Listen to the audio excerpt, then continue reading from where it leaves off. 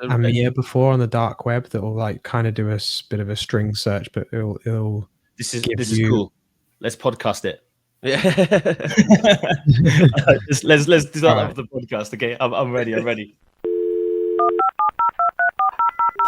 the plan, person? Welcome back. CyberSpace.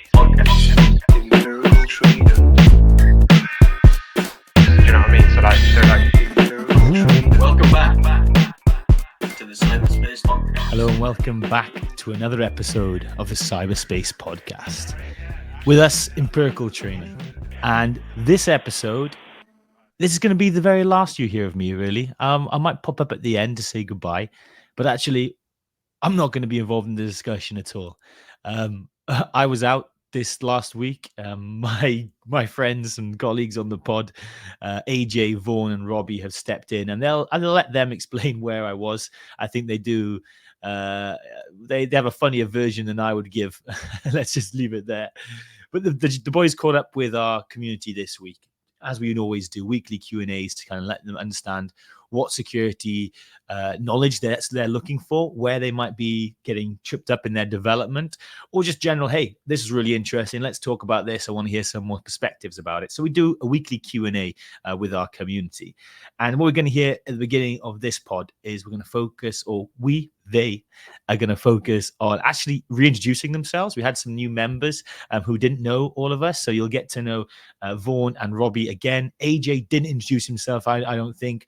AJ must know the guy already. But so I'll introduce AJ and let the others do their piece themselves. But AJ, we all know, is our incident response specialist working for a number of global financial institutions. AJ is superb. A cool head under pressure.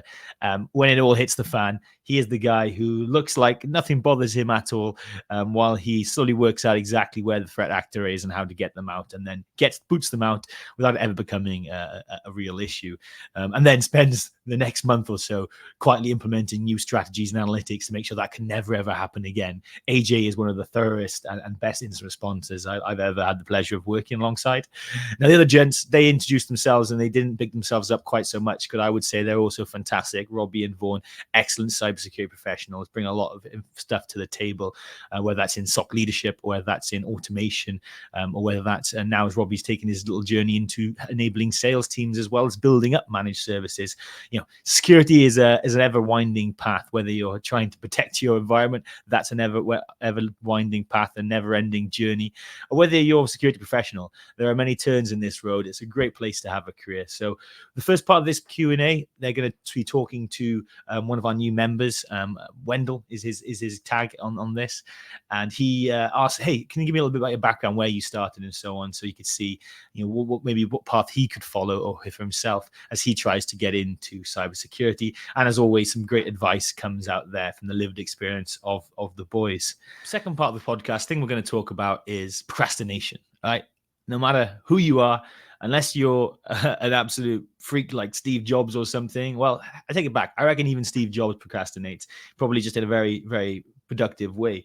But everybody has a little bit of procrastination in them. It's almost a kind of necessity in order to function as a human being, right? It's healthy to a degree, but you need to balance it. You need to manage it. You need to make sure it doesn't overtake what you're trying to accomplish and achieve, because it can be crippling. It really can be. So the boys are going to share their experience of procrastination, their solutions as well, things that work for them and things that maybe don't, as well as getting some input from the community as to what helps and works for them. So hopefully some two great topics, a little bit of the journey and advice to get into cybersecurity, followed by talks on procrastination. So hope you enjoy this one. Like I say, I'll be bowing out now. Thank you very much to AJ, Robbie, and Vaughan for taking this episode of CyberSpace. Yeah, Josh has got a dicky tummy. He's always got something wrong with him. Spends too much time inside. Yeah, fucking vampire. My name is Robbie Steele. Nice to meet you, mate. And I am 34 years of age, currently residing in Cardiff, Wales. Been in cyber for about 8.5 years now. SOC analyst roles, senior SOC analyst roles, SOC management. Currently doing some consulting at the moment. So I kind of sit in between SOC and sales, which I actually quite like. I'm enjoying getting to know the sales process a little bit better, but yeah, mainly just blue team stuff. And yeah, we've been running this thing now since, how long have we been doing this? Year and a half. Yeah, last year February, I think, Yeah, man. or March. Yeah, we started building the brand last year, didn't we? And then we moved into School this year. School this year, yeah. Yeah, the main focus is just to work with people in the gold tier, see where they're at, tailor their experience, and like Vaughan said, bridge those gaps in terms of skills and knowledge, and get anybody that works with us ready to sit those interviews and get that first job. That's the aim of the game, and we're gonna do it. So Yeah, and you're a great example of being able to bridge that gap as well, right, Rob? Because you transition from your degree over to cyber. yeah, man, I literally broke into cybersecurity with no experience. Granted, it was a little bit of a long time ago, but the principles still remain the same. You set a goal, you work hard, you ask questions, you seek advice, get a mentor, which is everything that people are doing in the gold tier. I think one thing that people could be doing a little bit better, the people that are sitting in the gold tier, I know there's only 2 of you watching and listening, but it is just asking questions and putting yourself out there. Don't lurk around in the shadows. I know that Natasha is always fairly consistent with like comms and everything like that, which is really, really good. So yeah, take a leaf out of her book for sure.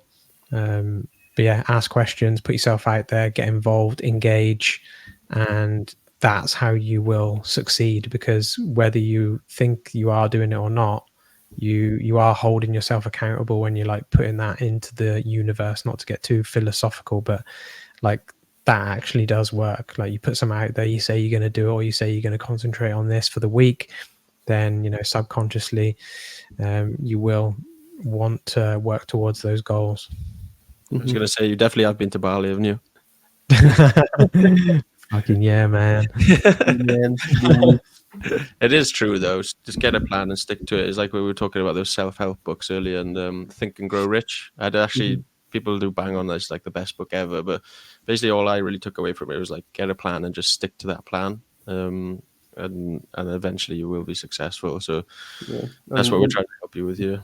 Yeah, and one of the big things from the gold community as well, like exactly like Robbie's saying, is you've got the space to be asking us questions. We're a lot more active in the gold. We see people join the gold, don't ask questions, don't engage, and then they're not getting out of there what they come in there for. So the best way to get the most out of it is exactly what Robbie said, to be asking questions and probing us. We're here to help you guys to answer questions. We've all been in positions as a SOC analyst at the start and now more senior positions. So we know the walk to walk and how to do it, and not only how to do it properly and take it from our experience in a shorter period of time than it took us. But Definitely. For me, a bit of background. My name's Vaughan. I'm also from Cardiff. Well, I'm slightly outside Cardiff in Wales. I'm a SOC leader, used to be a SOC analyst, then a senior analyst, and now a SOC leader. I have my own team of analysts that I mentor. I'm also helping shape the strategy and direction of the SOC for my company. I work for an AI-based cybersecurity startup. There's maybe around 30 of us in the company. We're trying to automate the SOC analyst. So all the activities and actions that a SOC analyst does on a day-to-day in terms of threat hunting, instant triage, writing notes to customers, I'm essentially the spearhead of trying to automate all that for my company.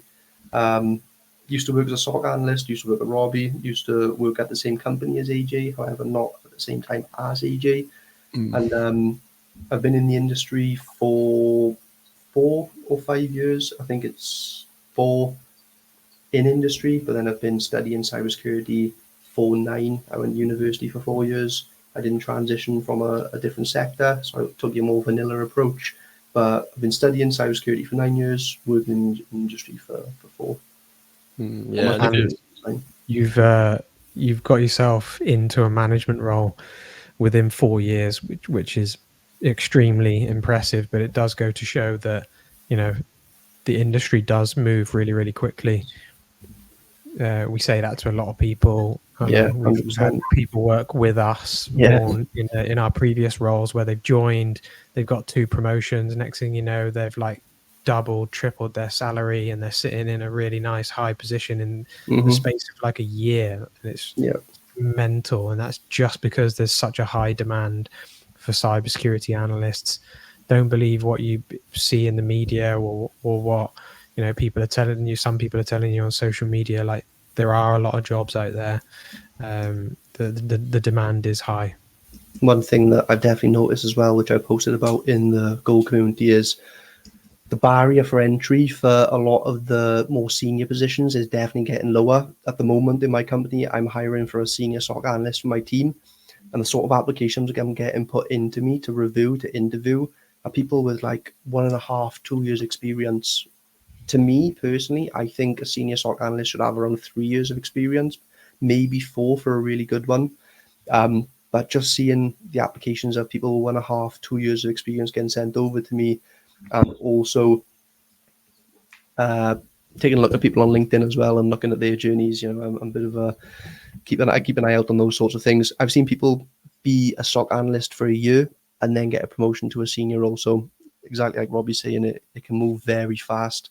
And the people who apply themselves and show aptitude are definitely rewarded in those cases. So yeah, definitely try and stay on top of it and put yourself out there. Yeah, I've noticed that has changed quite a lot since we started out. Like, getting into those more senior roles, I didn't think it wasn't as easy when I started out, especially even trying to move over to the like the IDS team that we were in. It was always like you have to have maybe 1, even 2 years worth of experience before they thought you were ready. And now like the senior positions seem to be kind of lowering down a little bit. Yeah. Whether it's a good thing or a bad thing, I'm not. Yeah, I thought it was unattainable at one point for me when I was working in the first job that I had. It was in that team. I was looking at everybody moving over to Active Watch, and I was like, "Oh fuck, I can't do that." I haven't got the minerals for that, and I was like feeling a bit overwhelmed, to be honest. That's what I thought I was getting myself in for when I first got into cybersecurity, and then ended up on the log review team. I was a bit like disheartened. I was like, is this it? Yeah, this is it. I'm fucking bored as hell by you looking at these logs. And I've definitely told this story before, but going up to the manager of the Active Watch team at the Christmas party and being like, I need to join your team. Like, what can I do to get on your team? Adafu obviously was a little bit pissed up.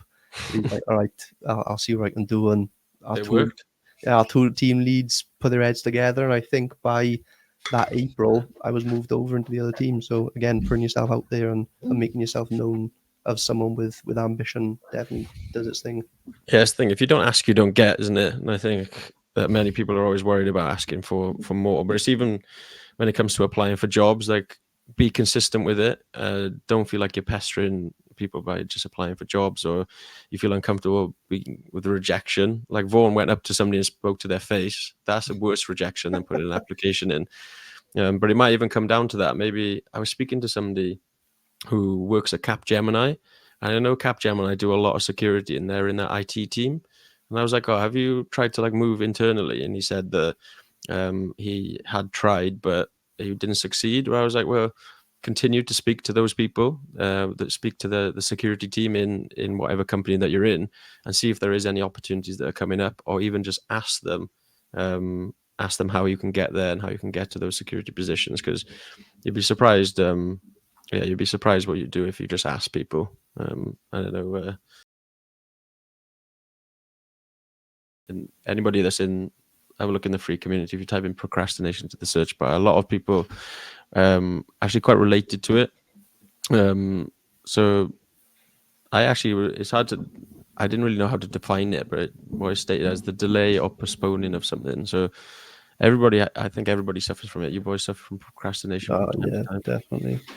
100%, man.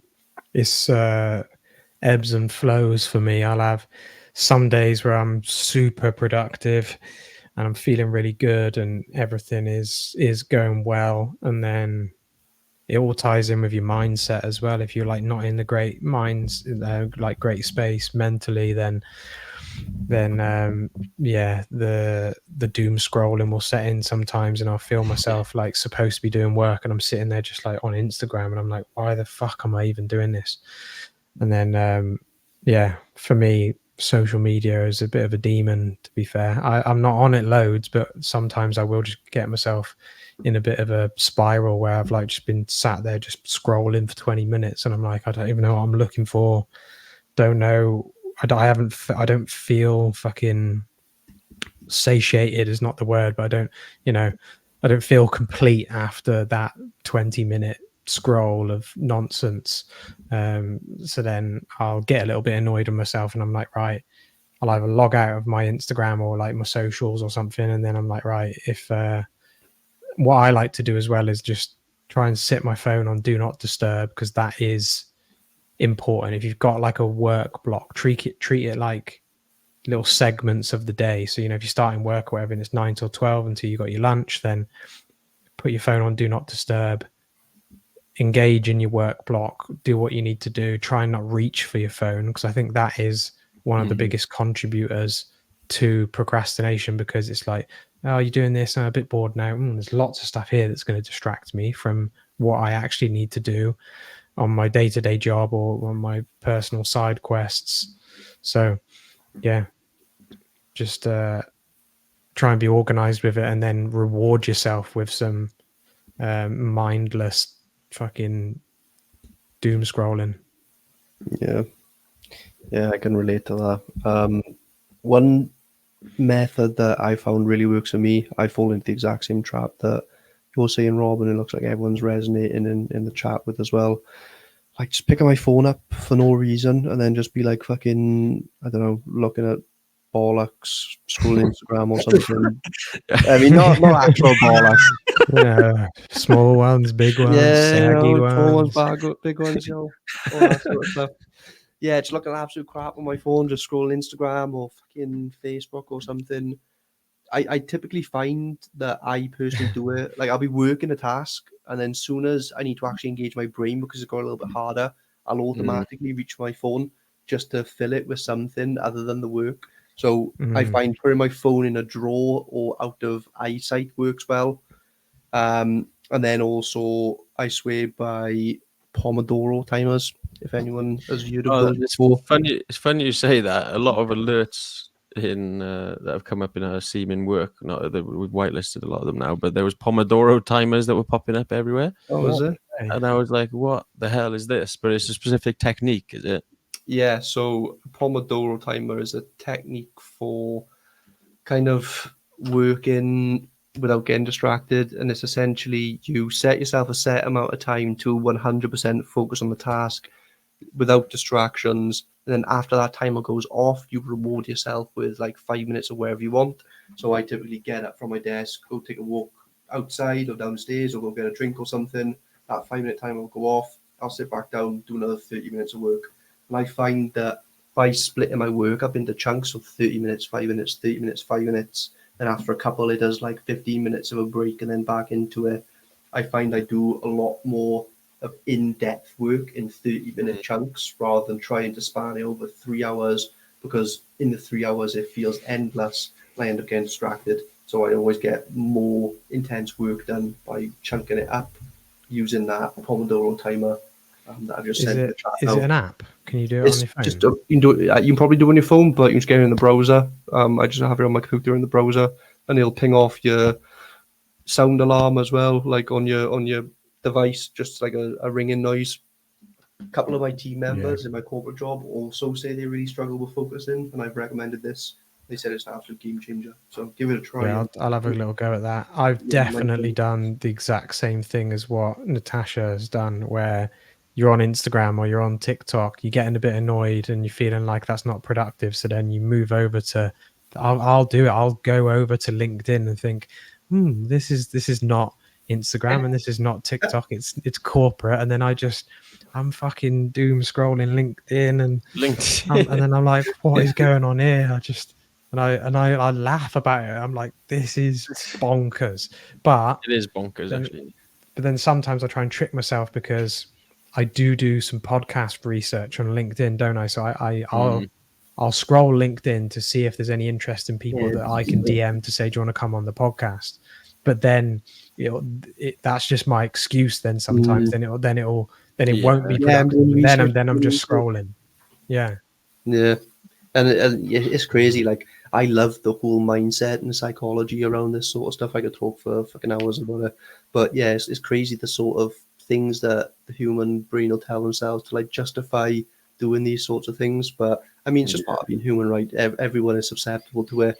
No one is weird for that sort of thing happening. It happens to all of us. Sounds like it happens to you guys as well. The best thing to do is just trying to recognize it and kind of put a wedge in it. Say, right, no, that's enough. I'm actually going to focus on this task now. And that just gets easier the more you do it. It's like a muscle. The more you work the muscle, the better you get at it.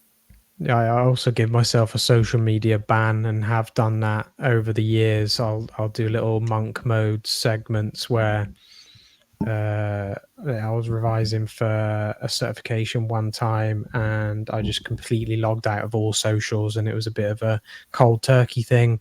Then not that long ago, I did a full month where I wasn't on Instagram Monday to Friday. So I haven't got TikTok anyway. The only reason I got TikTok is for empirical training. I don't have a personal account, so I don't scroll on TikTok.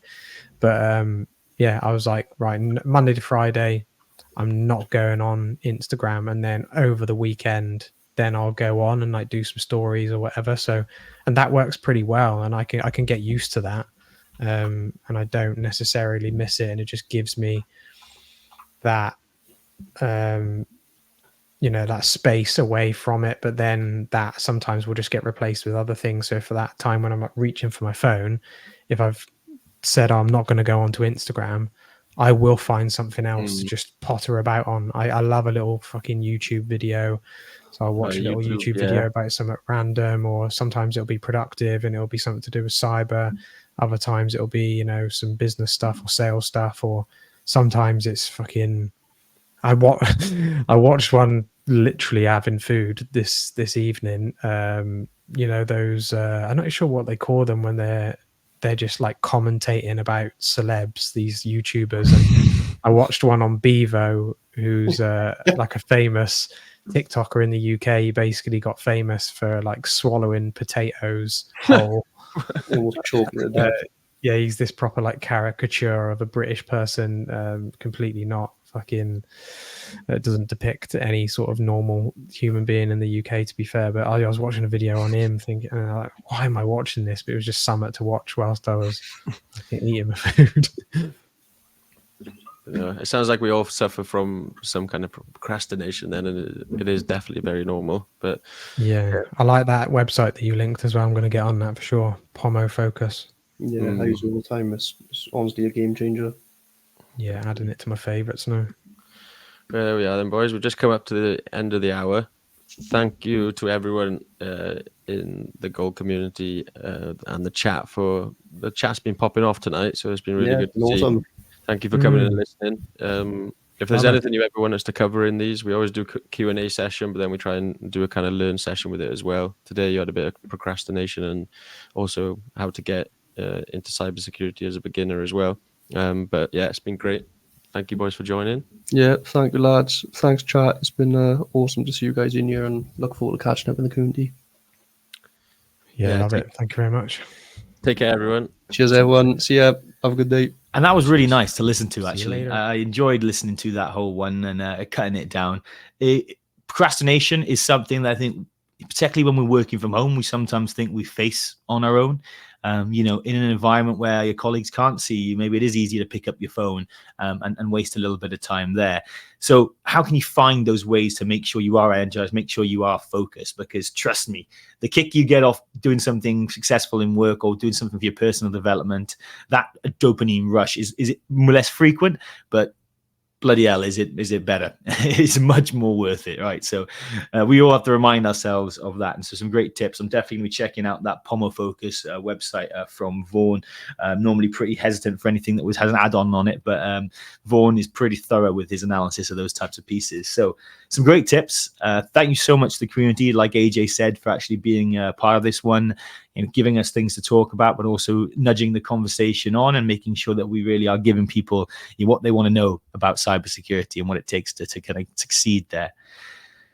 You'll see us next week, but that's all we've got time for today. It's a short one. My fault for being out, but thank you so much, gents, for covering that. And thank you so much for listening. So we'll see you next time on CyberSpace. And with that, Robbie, I'll say that is a wrap. That's a wrap. CyberSpace.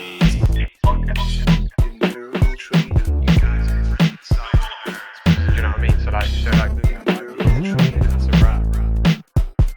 CyberSpace.